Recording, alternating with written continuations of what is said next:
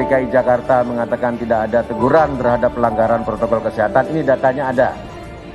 Kirimkan surat mengingatkan bahwa ada ketentuan yang harus ditaati dalam kegiatan-kegiatan.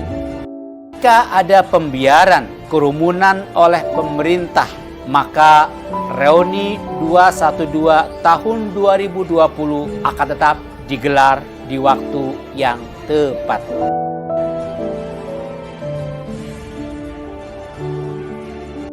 Menindak secara tegas jika ada yang melanggar pembatasan sosial tersebut berdasarkan peraturan yang ada.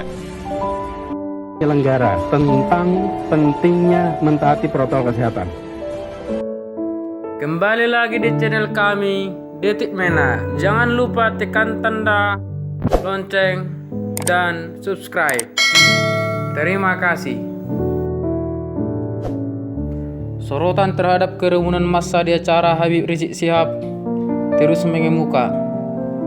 Gubernur DKI Jakarta Anies Baswedan dan Front Pembela Islam atau FPI pun kompak membandingkan penanganan kerumunan massa tersebut dengan Pilkada serentak 2020. Dalam pernyataan ini, Anies mengatakan, jika di Indonesia tidak ada wilayah seperti Jakarta yang melakukan pengiriman surat mengingatkan secara proaktif bila terjadi potensi pengumpulan atau pengumpulan massa dan membandingkannya dengan pelaksanaan Pilkada serentak yang saat ini sedang berlangsung.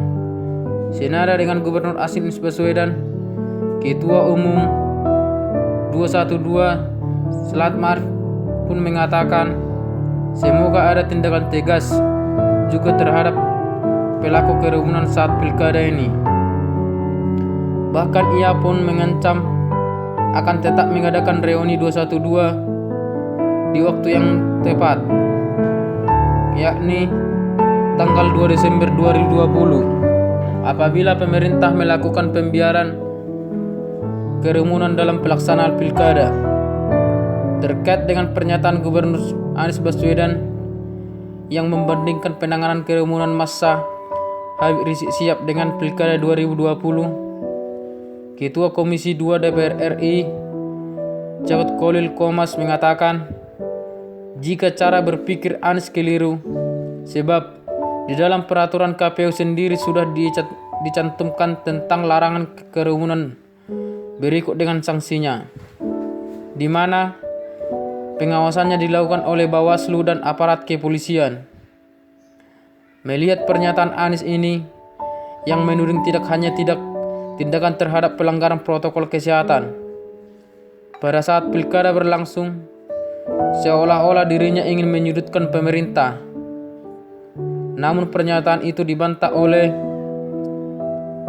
Dirjen Bina Administrasi Kewilayahan Kemendagri Safrizal mengatakan, jika data penindakan terhadap pelanggar selalu dipaparkan dalam setiap rapat evaluasi pilkada, namun karena tak pernah ikut rapat lantaran tak ada pilkada di DKI Jakarta, maka Anies tidak mengetahui data laporan tersebut.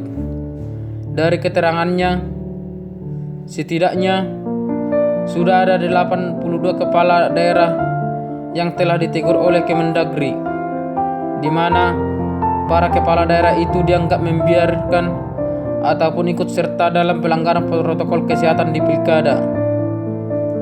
Diketahui sebelumnya, dalam acara pernikahan Putri Habib Rizik Syihab dan acara Maulid Nabi yang digelar di kawasan Petamburan, Jakarta Pusat pada Sabtu malam 14 November 2020, telah terjadi kerumunan massa dalam jumlah yang sangat besar, di mana terlihat banyak jemaah yang abaikan protokol kesehatan.